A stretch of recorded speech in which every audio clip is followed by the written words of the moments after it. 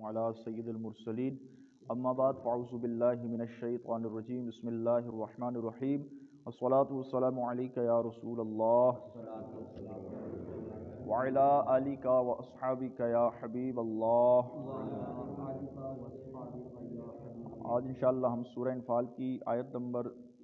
28، 29 اور 30 کا ترجمہ و تفسیر پڑھنے سننے کی سعادت حاصل کریں گے۔ اعوذ باللہ من الشیطان الرجیم بسم اللہ الرحمن الرحیم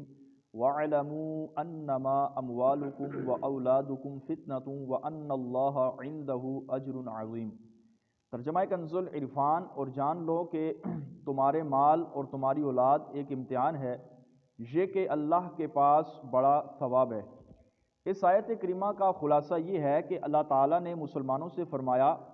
کہ اللہ تعالیٰ نے مال و دولت اور اولاد کی جو نعمتیں تمہیں عطا کی ہیں وہ تمہارے لیے ایک آزمائش ہیں، تاکہ اللہ تعالیٰ اس کے ذریعے یہ ظاہر فرما دے کہ تم اولاد اور مال میں اللہ تعالیٰ کے حقوق کس طرح ادا کرتے ہو، اور اللہ تعالیٰ کے احکامات پر عمل کرنے میں مال اور اولاد کی محبت کے لیے اللہ تبارک و تعالیٰ کے احکامات پر عمل کرنے میں مال اور اولاد کی محبت تمہارے لیے رکاوٹ بنتی ہے یا نہیں۔ اس پر یقین رکھو کہ اپنے مال اور اولاد میں جتنا تم اللہ کے احکام کے مطابق عمل کرتے رہو گے اس کا ثواب اللہ تبارک و تعالیٰ ہی کے پاس ہے، لہٰذا تم اللہ تعالیٰ کی اطاعت کرو تاکہ آخرت میں تمہیں بے شمار اجر جو ہے وہ دیا جائے۔ اللہ نے جو مال دیا ہے اس کو اچھے کاموں میں خرچ کیا جائے۔ اسی طرح اللہ تبارک و تعالیٰ جل جلالہ نے جو اولاد کی نعمت سے نوازا ہے ان کو بھی اچھی تربیت ہونی چاہیے، دین کا بھی علم ہونا چاہیے، دنیا کا بھی ہونا چاہیے، تاکہ اپنی زندگی اچھے طریقے سے گزار سکیں اور ان کی وجہ سے ان کے ماں باپ کو عذاب نہ دیا جائے۔ تو ایسی تربیت بھی اپنی اولاد کی ہونی چاہیے۔ آگے فرمایا یا ایھا الذین آمنوا ان تتقوا اللہ یجعل لکم فرقانا ویکفر عنکم سیئاتکم ویغفر لکم واللہ ذو الفضل العظیم۔ ترجمہ کنز العرفان، ہے ایمان والو اگر تم اللہ سے ڈرتے رہو گے تو تمہیں حق و باطل میں فرق کرنے والا نور عطا فرما دے گا اور تمہارے گناہ مٹا دے گا، تمہاری مغفرت فرما دے گا، اور اللہ تبارک و تعالی جل جلالہ بڑے فضل والا ہے۔ جو شخص اللہ تبارک و تعالیٰ سے ڈرے اور اس کے حکم پر چلے تو اللہ تعالیٰ اسے 3 خصوصی انعام عطا فرماتا ہے۔ پہلا انعام یہ کہ اسے فرقان عطا فرمائے گا، یعنی اللہ تعالیٰ اس کے دل کو ایسا نور اور توفیق عطا فرمائے گا کہ جس سے وہ حق اور باطل کے درمیان فرق کر لیا کرے گا کہ یہ چیز غلط ہے اور یہ چیز درست ہے، وہ اس کا امتیاز کر لے گا۔ شرط یہ ہے کہ دل کے اندر اللہ تبارک و تعالیٰ کا خوف ہو۔ مومن کی فراست کے بارے میں حضرت ابو امامہ رضی اللہ تعالیٰ عنہ سے روایت ہے، نبی پاک صلی اللہ تعالی وسلم نے ارشاد فرمایا اتقوا فراست المؤمن فإنہ ینظر بنور اللہ، کہ مومن کی فراست سے ڈرو کہ وہ اللہ کے نور سے دیکھتا ہے۔ جس کے دل میں اللہ تبارک و تعالیٰ کا خوف ہوتا ہے پھر وہ حق اور باطل کے درمیان فرق کیسے کرتا ہے؟ فرمایا اتقوا فراست المؤمن فإنہ ینظر بنور اللہ، کہ مومن کی فراست سے ڈرو وہ اللہ کے نور سے دیکھتا ہے۔ امیر المؤمنین حضرت سیدنا عثمان غنی رضی اللہ تعالی عنہ کے دور خلافت میں ایک واقعہ ہے۔ اب مومن دیکھیں کیسے اللہ کے نور سے دیکھتا ہے، جن کے دل میں اللہ کا خوف ہوتا ہے پھر اللہ ان کو کیسے حق اور باطل کے درمیان فرق بتاتا ہے۔ ایک بار حضرت عثمان غنی رضی اللہ تعالی عنہ کی بارگاہ میں ایک شخص حاضر ہوا، اس نے راستے کے اندر ایک اجنبیہ عورت پر اس کی نگاہ پڑی تھی، اس نے اس کو بری نظروں سے دیکھا۔ جب حضرت عثمان غنی رضی اللہ تعالی عنہ کی خدمت میں حاضر ہوا تو انہوں نے فرمایا ہمارے پاس بعض حضرات اس حالت میں آتے ہیں کہ ان کی آنکھوں میں زنا کا اثر ہوتا ہے۔ اس شخص نے عرض کیا کیا ابھی وحی بند نہیں ہوئی؟ فرمایا یہ وحی نہیں بلکہ مومن کی فراست ہے کہ وہ اللہ کے نور سے لوگوں کے دلوں کے حالات جان لیتا ہے۔ امام اعظم رضی اللہ تعالی عنہ کا بہت ہی پیارا واقعہ ہے کہ آپ جب بھی کسی کو وضو بناتا دیکھتے تو آپ اس کے گناہوں کو دیکھ لیتے۔ ایک شخص کو آپ نے وضو کرتے ہوئے دیکھا تو آپ نے فرمایا بھائی تو زنا کرنا چھوڑ دے۔ ایک شخص کو آپ نے وضو کرتے ہوئے دیکھا تو آپ نے کہا بھائی تو اپنے ماں باپ کی نافرمانی چھوڑ دے۔ اسی طرح بے شمار لوگوں کو آپ نے وضو کرتا دیکھتے تو وضو سے اس کے گناہوں کو پہچان لیتے کہ یہ کون کون سے گناہ کر کے آیا ہے۔ وضو کی ایک تو برکت یہ ہوتی ہے کہ اس کی وضو جب انسان کرتا ہے تو اس کے گناہ جڑ جاتے ہیں۔ وضو کرنے سے جب پانی آنکھوں میں پڑتا ہے تو آنکھوں کے گناہ معاف ہوتے ہیں، ناک میں ڈلتا ہے تو ناک کے گناہ، ہاتھوں میں پانی لگتا ہے تو ہاتھوں کے گناہ، یعنی بدن کے جس اعضاء پر بھی وضو کا پانی لگتا ہے اس کی برکت سے انسان کے گناہ گر جاتے ہیں۔ تو امام اعظم لوگوں کے گناہ گرتے دیکھ لیتے تھے پھر آپ نے اللہ تبارک و تعالیٰ جل جلالہ کی بارگاہ میں یہ دعا کی تھی، اللہ تعالیٰ نے پھر آپ سے یہ چیز لے لی تھی، یعنی اس کے بعد آپ کو لوگوں کے گناہ نظر نہیں آتے تھے۔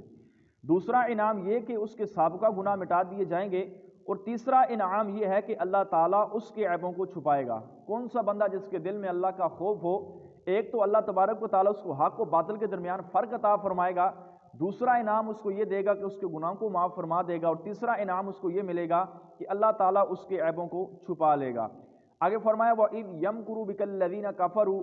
لِيُثْبِتُوكَ أَوْ يَقْتُلُوكَ أَوْ يُخْرِجُوكَ وَيَمْكُرُونَ وَيَمْكُرُ اللَّهُ وَاللَّهُ خَيْرُ الْمَاكِرِينَ۔ ترجمہ کنز العرفان، اے حبیب یاد کرو جب کافروں نے تمہارے خلاف سازش کی کہ تمہیں باندھ دے یا تمہیں شہید کر دیں یا تمہیں اپنے شہر سے نکال دیں۔ وہ اپنی سازشیں کر رہے تھے اور اللہ اپنی خفیہ تدبیر فرما رہا تھا، اور اللہ سب سے بہتر خفیہ تدبیر فرمانے والا ہے۔ یہاں پہ ایک مسئلہ یہ یاد رکھیں کہ یمکرو کا مکارہ کا جو مطلب ہوتا ہے، اس کا مطلب ہوتا ہے مکر کرنا، فریب کرنا۔ تو اب اللہ تبارک و تعالیٰ جل جلالہ کی طرف اس کی نسبت نہیں کی جائے گی، معاذ اللہ یہ نہیں کہا جائے گا کہ وَيَمْكُرُونَ اور انہوں نے مکر کیا، وَيَمْكُرُ اللَّهُ اور معاذ اللہ اللہ نے ان کے ساتھ مکر کیا، فریب کیا۔ تو اللہ تبارک و تعالیٰ مکر، فریب، دھوکے سے کیا ہے؟ پاک ہے۔ تو سیدی اعلیٰ حضرت رضی اللہ تعالیٰ عنہ نے اس کا ترجمہ یہ کیا کہ انہوں نے جو ہے اللہ تبارک و تعالیٰ کے ساتھ مکر کیا، سازشیں کی، اور اللہ نے ان کے ساتھ خفیہ تدبیر فرمائی ہے، اور اللہ بہترین خفیہ تدبیر فرمانے والا ہے۔ تو اب اس کا ترجمہ یہاں پہ یہ نہیں ہوگا کہ معاذ اللہ اللہ تبارک و تعالیٰ نے بھی مکر کیا، اللہ کی ذات مکر سے پاک ہے، عیب سے پاک ہے۔ تو اس وجہ سے اس کا ترجمہ یہ کیا جائے گا کہ اللہ تبارک و تعالیٰ نے ان کے ساتھ خفیہ تدبیر فرمائی، اور اللہ سب سے بہترین خفیہ تدبیر فرمانے والا ہے۔ اس آیت میں جو واقعہ ہے اس کا ذکر حضرت عبداللہ بن عباس نے ذکر فرمایا کہ نبی پاک صلی اللہ علیہ وسلم نے جب اپنی نبوت کا اعلان فرمایا، اعلان نبوت فرمایا، تو اس وقت جتنے بھی مکے کے بڑے بڑے سردار تھے، کفار تھے، وہ سارے کے سارے ایک دن ایک جگہ جمع ہوئے، ان کی میٹنگ آپس میں یہ ہوئی، مشورہ انہوں نے یہ کیا کہ اب محمد صلی اللہ علیہ وسلم جو اللہ پاک کے آخری نبی ہمارے آقا و مولا ہیں، انہوں نے یہ کہا کہ دن بدن لوگ ان کا کلمہ پڑھتے جا رہے ہیں، اسلام پھیلتا جا رہا ہے پوری دنیا کے اندر، تو اب ان کو اس راستے سے کیسے دور کیا جائے؟ یہ ہمارے معبود جو ہیں جن کو ہم پوچھتے ہیں ان کو جھوٹا کہتے ہیں، جھٹلاتے ہیں، ان کو توڑتے ہیں، لوگوں کو ہمارے معبودوں کے قریب آنے سے منع کرتے ہیں، تو اب ان کو کیسے روکا جائے؟ سب جتنے بھی مکے کے کفار تھے، ابو جہل، دوسرے جتنے بھی بڑے بڑے کفار تھے، سارے کے سارے ایک جگہ بیٹھ گئے اور آپس میں مشورہ کرنے لگے کہ اب ان کے بارے میں کیا جائے۔ اتنے میں ایک بوڑھا بابا آیا جس کی سفید داڑھی بھی تھی، وہ ان کی مجلس میں آیا اور آ کر کہنے لگا کہ میں نجد کا شیخ ہوں، مجھے تمہارے اس اجتماع کی اطلاع ہوئی ہے تو میں آیا ہوں، تم مجھ سے کچھ نہ چھپانا، میں تمہارا رفیق ہوں اور تمہارا درمیان جو ہے بہترین فیصلہ کروں گا۔ یہ جو بابا تھا جو نجد کا شیخ بن کر آیا تھا، یہ شیطان تھا، ان کے درمیان آیا تھا۔ ان سب نے اس کو بڑی تعظیم کے ساتھ ایک جگہ بٹھایا اور آپس میں مشورہ کرنے لگے۔ شیطان نے اس مجلس میں بیٹھ کر ہجرت سے پہلے ایک ایک کافر کو کھڑا کیا، بتاؤ تمہاری رائے کیا ہے، ان کے ساتھ کیا جائے؟ ایک نے کہا نبی پاک صلی اللہ علیہ وسلم کو آپ کے شہر مکہ سے نکال دیا جائے۔ تو اس پر شیطان نے کہا تھا کہ جب آپ ان کو یہاں سے نکال دیں گے کسی دوسرے علاقے میں یہ چلے جائیں گے، وہاں پر یہ اپنی جب اسلام کی تبلیغ کریں گے تو بہت بڑا لشکر لے کر یہ تم پر آئیں گے۔ تو شیطان نے ایک کافر کو کہا تم بیٹھ جاؤ، تمہارا مشورہ درست نہیں، پھر دوسرے کو کھڑا کیا، تمہارا کیا ہے، تیسرے کو کھڑا کیا، تمہارا کیا مشورہ ہے، تو سب کو یہ بٹھاتا رہا۔ بالآخر ابو جہل کھڑا ہوا اور ابو جہل نے کہا کہ یہ کیا جائے کہ نبی پاک صلی اللہ علیہ وسلم جب صبح اپنے گھر سے نکلیں تو نبی پاک کو شہید کر دیا جائے، نہ تو آپ کی نبوت رہے اور نہ ہی اسلام باقی رہے گا۔ تو اس نے کہا کہ ہم ایسا کرتے ہیں، سارے رات کو نبی پاک کے گھر کے باہر پہرا دے کے کھڑے ہو جاتے ہیں، جیسے ہی پیارے آقا صلی اللہ علیہ وسلم اپنے گھر سے باہر نکلیں تو آپ علیہ الصلوۃ والسلام کو شہید کر دیا جائے۔ تو اس پر شیطان نے کہا تھا کہ تمہارا مشورہ بہترین ہے، اسی پر ہی عمل کیا جائے۔ پھر اللہ تبارک و تعالیٰ نے اپنے محبوب علیہ الصلوۃ والسلام کو ہجرت کا حکم دیا، ابوبکر صدیق رضی اللہ تعالیٰ عنہ کے ساتھ آپ نے ہجرت فرمائی۔ اور نبی پاک کا معجزہ کیسا تھا کہ آپ علیہ الصلوۃ والسلام جب اپنے گھر سے نکلے، اپنے ہاتھوں میں کنکریاں لیں، کچھ پڑھ کر جب سارے کفار کی طرف پھینکی تو ایسا ہو گیا کہ ان کو نبی پاک صلی اللہ تعالی وسلم نظر ہی نہ آئے، آنکھیں اگرچہ ان کی کھلی تھی لیکن پیارے آقا نے کنکریوں پر کچھ پڑھ کر جب ان کی طرف پھینکا تو ان کو نبی پاک علیہ الصلوۃ والسلام نظر ہی نہ آئے۔ تو پھر وہاں سے نبی پاک نے ہجرت فرمائی، پھر ابوبکر صدیق رضی اللہ تعالیٰ عنہ کے ساتھ آپ غار کے اندر تشریف فرما ہوئے، پھر وہاں سے آگے آپ چلے تو سارے کے سارے آیت کریمہ کے اندر وہ واقعہ ہے کہ محبوب علیہ الصلوۃ والسلام سے فرمایا جا رہا ہے کہ جب ان لوگوں نے آپ علیہ الصلوۃ والسلام کے خلاف سازشیں کی، آپ کو قتل کرنا چاہ اور آپ کو اپنے شہر سے نکالنا چاہ، اور انہوں نے اپنے مکروہ فریب کیے، پھر اللہ تبارک و تعالیٰ نے ان کے ساتھ خفیہ تدبیر فرمائی، خفیہ تدبیر یہ کہ محبوب علیہ السلام نے کنکریوں پر پڑھ کر پھینکا تو سب کو کچھ نبی پاک علیہ السلام نظر ہی نہ، اور پیارے آقا اس طرح اپنے مبارک گھر سے مولا علی کو اپنی جگہ سلاغ کر امامتیں آپ کے حوالے کر کے آپ ہجرت کی طرف روانہ ہو گئے۔ اللہ تبارک و تعالی جل جلالہ کی بارگاہ میں دعا ہے اللہ پاک ہم سب کو قرآن کریم فرقان مجید کے احکامات پر عمل کی توفیق عطا فرمائے، آمین بجاہ النبی الامین صلی اللہ علیہ وسلم۔